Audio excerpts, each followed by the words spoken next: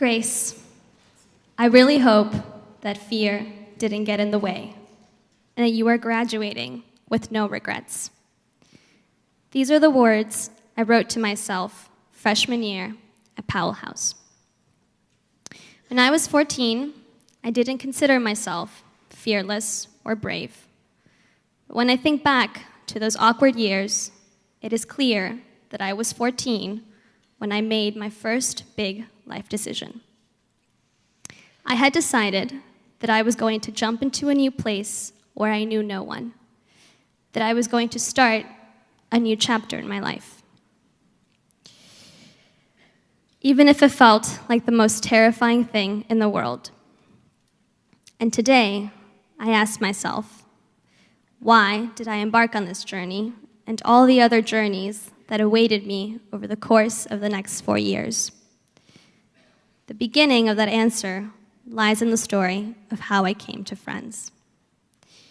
As a middle schooler, I attended Woodrow Wilson, a public school in Weehawken, New Jersey, near my home. One day, I was invited to a very selective meeting for a program called New Jersey Seeds. This organization provides the resources for low-income families to help their child enter a private high school. The speakers described private school as a magical place where there were better classes, better teachers, better opportunities.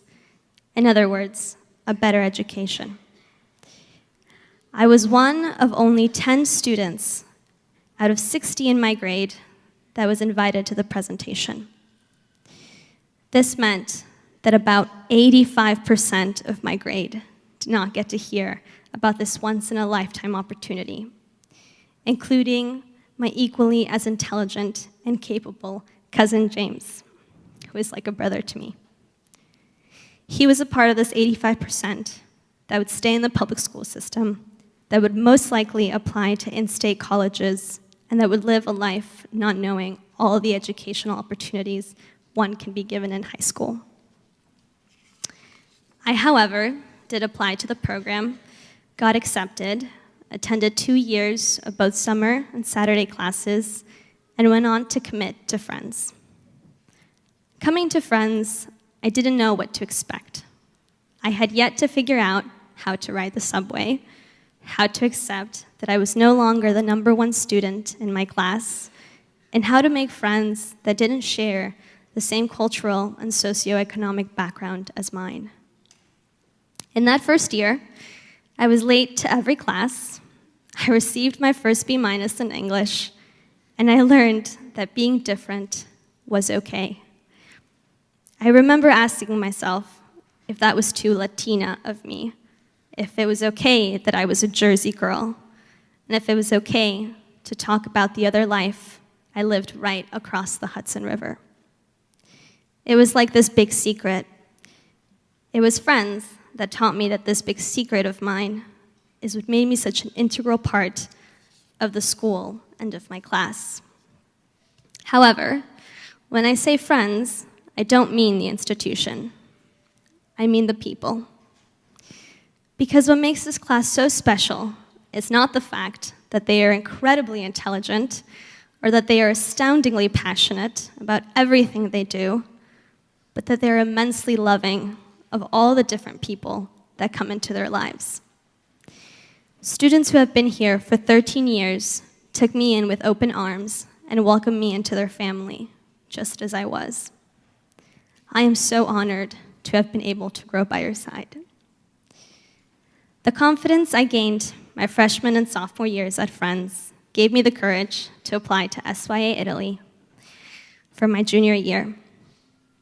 Before Italy, I had never been to any other place other than New Jersey, New York, and Peru. These were the limitations of my own small world. And by the time I left Italy, I had traveled to Athens, London, Zurich, Rome, Venice, Florence, and of course, the place I now consider a home, Viterbo. I grew to understand that there was a larger world outside of New Jersey. This world was filled with old ruins, one-of-a-kind pizza, catchy Italian music, and people from all over. People who came from the East Coast, people who came from the West Coast, and some who even came from Singapore and Korea. Looking back now, I can see that this was the turning point of my high school experience, of my growth as a person, and of the way I saw life. The life I was living was made up of thousands of different worlds, and I was going to continue seeking each one of them. So, why did I embark on this terrifying journey? Because I needed to. I needed to prove it to myself, to those 85%, and to those future students in the same position as mine, that it is possible. It is possible to achieve every one of your dreams, even if all odds are against you. And I am incredibly grateful to speak today, because it means that I can publicly give a big thank you to all those who believed in me when I was still learning how to believe in myself. Thank you to the friends I made from day one, to the friends I made a couple of months ago, and to the friends I made just 2 days ago. Thank you to my wonderful teachers that taught me that being smart isn't understanding something in an instant, but the desire of wanting to understand something. Thank you to my beautiful and wise sister, Briseda, who taught me that when life gets hard, you will always grow to be a stronger person because of it.